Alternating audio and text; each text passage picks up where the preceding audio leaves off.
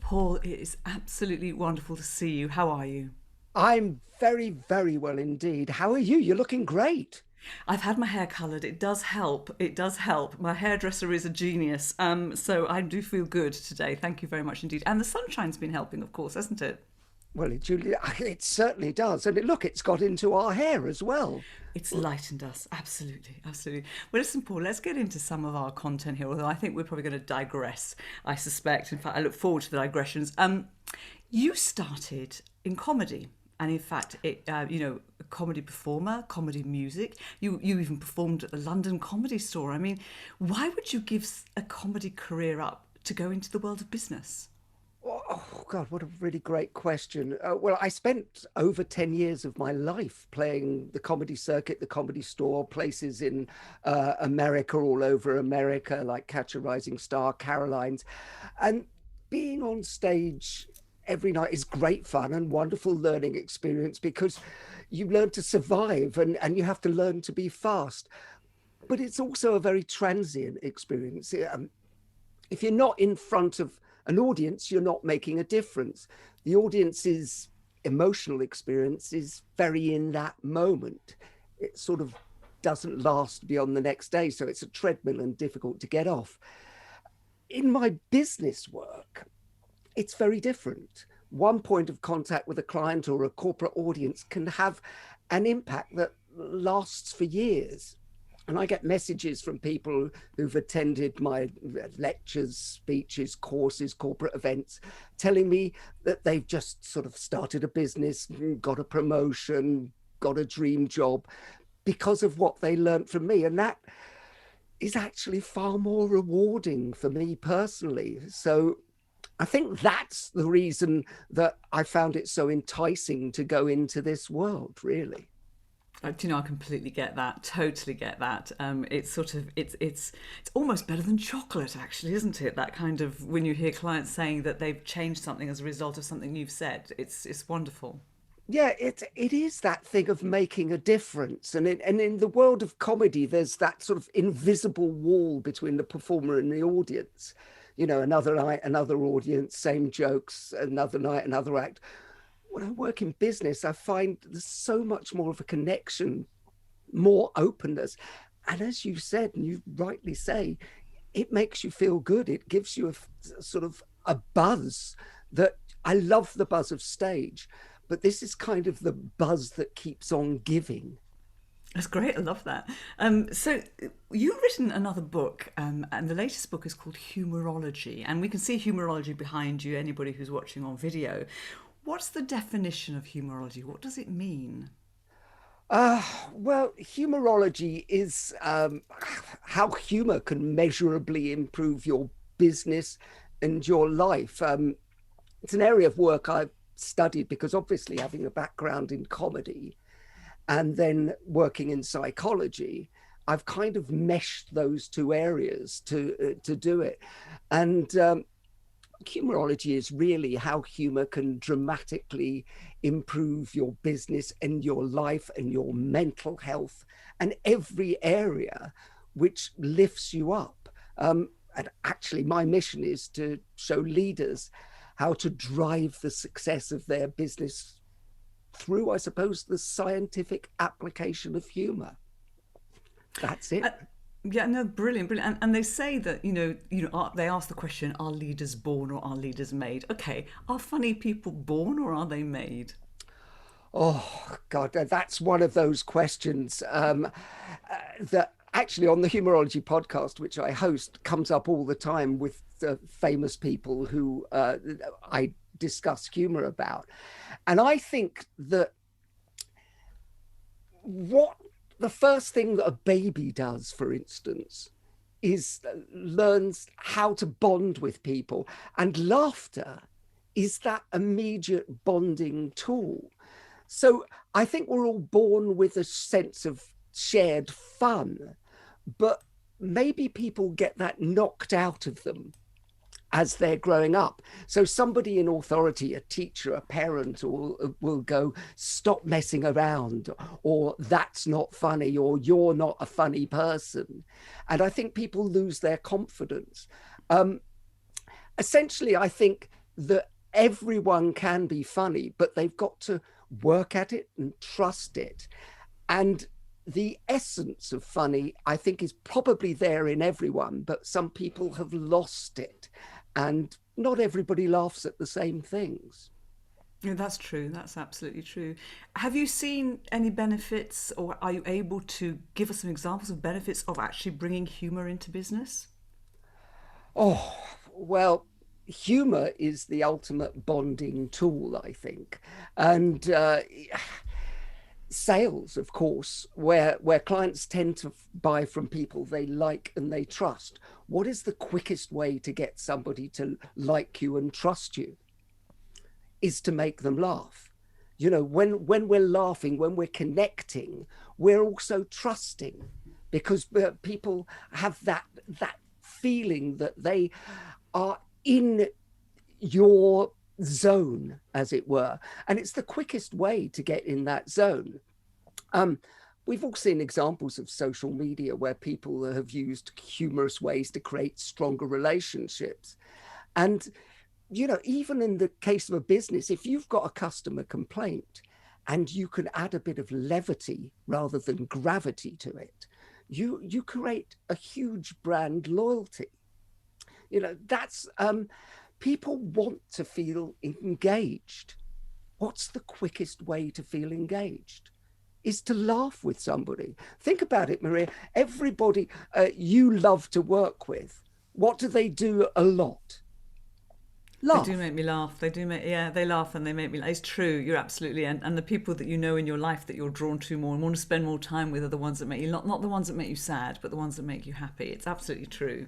Well, yeah, laughter is a social signal. Laughter lets us know that if we laugh at the same things, we're like-minded.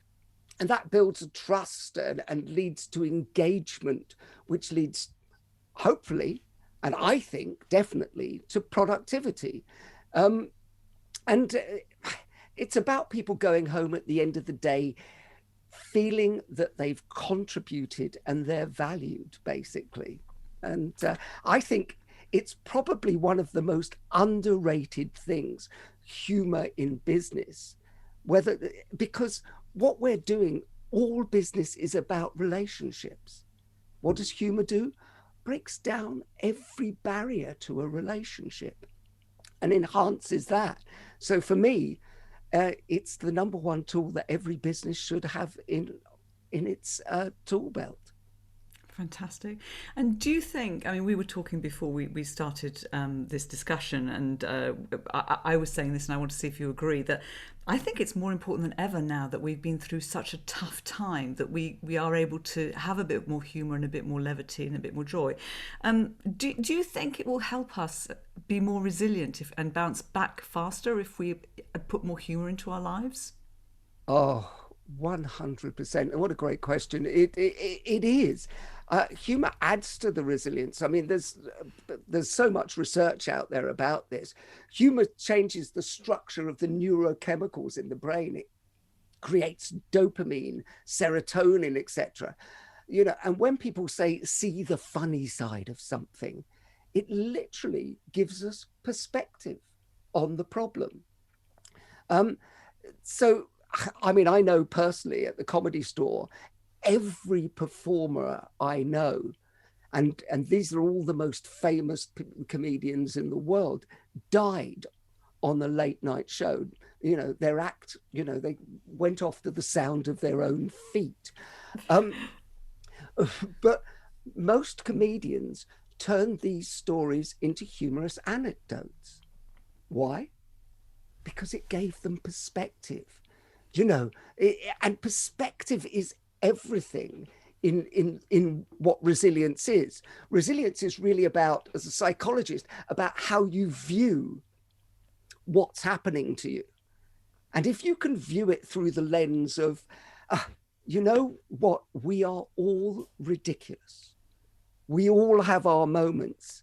If you don't take yourself so seriously, then you are more resilient, because little things won't come and knock you. You know, I remember there's a famous heckle at the Comedy Store where a comedian went, "Can you hear me?" And somebody in the audience shouted, "Yes, I can, but I'm willing to change places with someone who can't." Oh, that's brilliant. That's brilliant. I mean, Now, just what are that you going to do? You're going to take fantastic. that personally, or you're going to be resilient and go, "Do you know what? That was really funny." That's what you need. You need to create a persona, an attitude, whereby you do see things from that angle. I mean, I know you work with all the biggest speakers in the world, but they have to be resilient because not everything will go to plan. And I always say to people who are training with me and working with me is look forward to things going wrong, because then you'll have the most fun. And that's my attitude when I'm on stage is great, something's going to go wrong. It's how you deal with things that happen in your life, not what happens in your life. I like that. Although I don't want to go into this, going forward in this thinking, let's look forward to something going wrong. Let's hope nothing goes wrong. But I like that attitude when you're presenting, to have that in your head so that you're sort of looking for it in order to find some humour in it and some comedy and turn it round. Well, psychologically, what it does, is, of course, Maria, is it means that if you're looking forward to it, you're not tense. You're not fearful of it happening. And normally that's what happens to people. And that's what eats away at their resilience, is they're too tense and go, if that happens, and it knocks them for six. Whereas if you're sort of fluid, and humor makes you more fluid, you're ready to take the knocks and sway with them and enjoy them, I think. It's probably half and half, and is it the fluid makes you more? Sorry, the humour makes you more fluid, and probably the more fluid you are, the more humour you can find in stuff. I suppose it's like a self-feeding way of being. I quite like that. Yeah, and well, it's like the Americans say, your attitude dictates your altitude. How high will you go? So if you've got that attitude of, you know what, this is going to be fun, I'm going to enjoy it, and I'm going to have fun whatever happens, then you will flow with it. Then naturally, the natural result of that is you do become more resilient. Right. Okay. I'm going to use that. Brilliant. So, as a performer, I mean, you mentioned it earlier. Your comedy example, your comedian who was brilliantly heckled in the audience. You must have had a lot of criticism and a lot of critiques, and that's a bit denting, isn't it, psychologically? How do you deal with that? Can you use humour to come back from that when you're criticised about something? Oh, absolutely. I mean, again, it's the attitude. I think it's the risk reward payoff. No guts, no glory. If you want the adrenaline rush, the dopamine hit, and that's so much of a high, you have to be willing to go through a little bit of pain to get that glorious. For me, it's just reframing it. Nothing is as bad to me as not trying. It depends. I'm a big believer, just because of my background in psychology, that you build your own psychology. And I've built mine, if you like, to value trying. I think my mantra is there's no failure, only feedback. And if you have that kind of attitude that you are, it's just feedback. You know what? Things are going to go wrong. That's it. That's a learning process. That's fun to me. And you go, okay, it smacked me a little bit at the start. And you go, okay, but what did I learn? How could I actually interpret that to be a story that actually takes me somewhere else? By the way, just for your listeners, one of the things people love most is people who have had something going on. How many of your friends love a story when you say, I'll tell you what happened to me. Oh, I made such a fool of myself. And people all crowd in and go, oh, that's great. You know why? Because they think it's not just me. We are all fallible. We're funny and fallible. That is, and if you're going to fail funny. There's I've just come up with that. I like that. Yeah, fail funny. It's good. Because we're all going to fail. But I think the worst thing is never trying anything, never coming out of your comfort zone. I think that makes a very dull life. But if you have the mindset of, I'm going to fail funny, I'm going to do it. If it goes wrong, guess what? I'll get a story out of it. I'll get a laugh out of it. I will bond myself with people because they love it. I don't know about you. My friends absolutely don't love the stories when I say I did this fantastic speech for 4,000 people in Davos. They go, oh yeah, that's great. Yeah, thanks. But if I fell flat on my face somewhere, they are entranced by that. They can't get enough of those kind of stories. Why? Because what you're doing is you are saying, I am the same as you. We can all laugh at ourselves. Either that or you need to change your friends, Paul. I'm not sure. We'll have a chat about that separately. Now, you wrote another very successful book, which was called The Pitching Bible, which was teaching people how to pitch. Is it appropriate to use humour when you're pitching, or is that the thing that should be taken much more seriously? Oh, I think it's completely appropriate. I think that, again, we go back to how do you bond with people best? People, when they're pitching, my first book, The Pitching Bible, the first chapter in it was called It's All About Them. And so listening is crucial in that when you're pitching. Now, if you're listening well enough, what you're doing is you're picking up their signals and seeing if a laugh is appropriate. By the way, I think if you're pitching anything and you get somebody to laugh, you are already 5 steps ahead because you've completely connected to that person. And once you've got rapport, how much easier is it to sell anything to people who you've got rapport with? I would say so much easier. So yeah, I'm always, and I advise everybody to always be looking for a connection on any level. And if you can get the connection of laughter, essentially you're laughing. You're laughing. Wonderful. The connection of laughter and you're laughing. Brilliant, brilliant. So you and I both work in the speaking world, and I do have a tendency to prefer speakers who make me laugh, I have to admit it. And I've got clients, I've had clients in the past who've said to me, I want a speaker that has some humour. What advice would you give? Is it about telling jokes? Is it about telling your stories? Can you tell other people's stories? Can you do a mixture of all? What's your thoughts on the best way of putting humour into a speech? Well, I was thinking, funny enough, I was talking to William Hague about this because he was on my He's podcast. Funny. He is funny, which He's is why funny. he was on the Humourology podcast. He was really excellent, and in fact, it was Alistair Campbell who said that William Hague was so funny that they considered that his biggest weapon against Tony Blair in the House of Commons, and so they had to actually come up with a whole strategy to go against that. But when you're speaking everything, I think William Hague says you have to get the basics right. It's like the fundamentals of building a house. You have to get the structure right.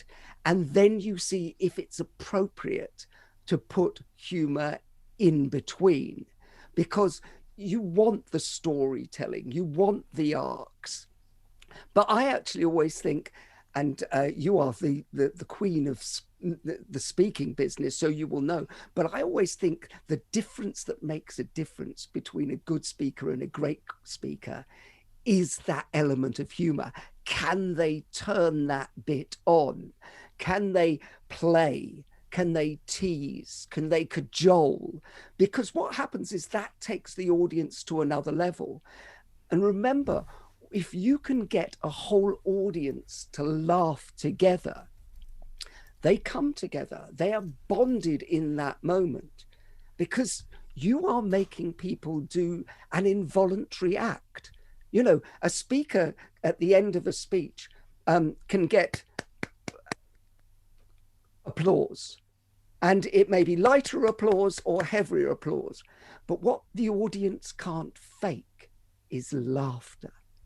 And so it's the honest feedback loop that you will know how well you are doing.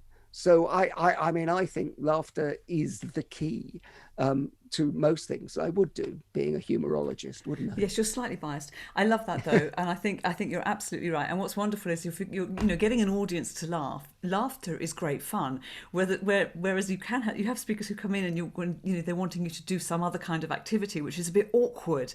But laughing is not awkward. Laughing is absolutely great fun, and the more you laugh, the more you laugh. It's really contagious. So tell me, we're almost coming to the end. So I've got a couple more questions for you, and one of them is, what have you learned that's probably the most valuable to you in your career as a performer? That's a big question. I don't know if you can narrow it down to one thing. I mean, I suppose actually.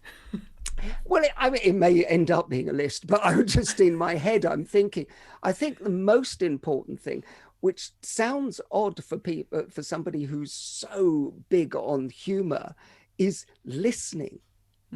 I don't think, and people think as speakers are all on broadcast all the time, whereas I think that what I've learned over the years is it's more important to be listening, because otherwise, if somebody says something in an audience and you think it's aggressive, it could actually be inclusive. You need to sort of hear how they're saying it. You need to look at the faces and see how they mean it, because they could be trying to help. They could be being, cheeky, which is fun, and you can use that. But if you just get sort of aggressive with them and go, I'm talking now, so please be quiet, you can turn the whole audience against you. So it's the listening, and I call it listening off the top, whereby you're not just listening with the ears, you're listening with the eyes. And by the way, this is useful for anybody, whether they're a speaker, whether they're pitching, whether they're working in an office. Look at people, read what people are saying to you, because it comes very obvious. I see lots of speakers who look over, not your speakers, not the professionals, but people who are doing it in offices, who are looking over people's heads. And I go, that's not where the information is. The information's in people's faces. For instance, a very simple tip is, like, if you understand the physiology of the way we work, if somebody's eyebrows are up, they want to hear more. If they're down, they've had enough. So even on that level, people will give you some information. When people are smiling, guess what? They're enjoying it. You're on the right tack, but you need that feedback loop, that listening loop, in order to do it. And I think that everything, all good humor, all good speaking, all good connection, all good bonding is based on listening. So there you go. I only had one thing, but it went on for quite a long time. It was a big one. No, it's a big one. It's a big one. And do you know what? It's even harder these days when it's virtual, because sometimes it's difficult to see the faces, especially if they turn their cameras off. My eyebrows sometimes are squinting downwards because I can't see. So I have to get my glasses refreshed. But as somebody with a background in psychology, I can tell the difference. You can tell it's that I can't see. Yeah. Fantastic. We've come to the end. What would you like to leave as a final thought with our listeners? Oh, well, I mean, it's something I touched on before, attitude. Your attitude to everything makes a difference to your humor. I think humor is a superpower, for instance. And so, I think it was Victor Borge, the Danish comedian, who said, a smile is the shortest distance between two people. So learn the superpower you have at your disposal. Smile at people. Notice that actually, as humans, what we do is, if I smile at you, you are smiling back. Why? Because as human beings, we mirror and we match. So actually, think about what you can do. In psychology, we say that if you want anybody to go into any state, you have to go into that state. So if your state and your attitude is one of laughter, connection, smiling, guess what? the other person, the audience, 10,000 people or one person will be going into that state with you. So you choose your state and take the other people into that state. Use that smile. You know the old song, when you're smiling, the whole world smiles with you. What a lovely place to leave this, Paul. Thank you so much. And I am smiling. Thank you so much indeed. It's an absolute pleasure. Thank you so much for inviting me, Maria.